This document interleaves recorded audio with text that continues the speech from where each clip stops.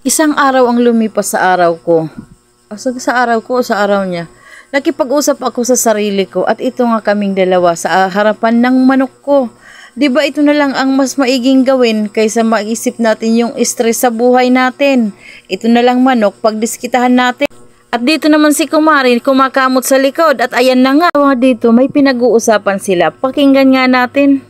Kapatid, may nabasa ka na ba tungkol sa isang doktor na na-stress?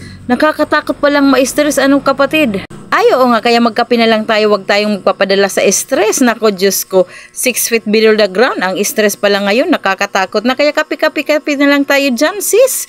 Hala, kumain ka na. Kapatid, saan kaya ngayon yung may mga piyesta? Mas masiguro, mas maganda pumunta tayo doon, maghanap tayo ng mga piyesta, ano? Hay, nako, wag kang mamimiyesta, baka madali ka sa pitik, doon ka pamayari. Haha! At itong dalawa nga ay nagkagulatan. Ay nako, Diyos ko, yari ka dyan. Nagalit na sa inang Reyna, sa kanyang madlang Reyna. Ano ba yan?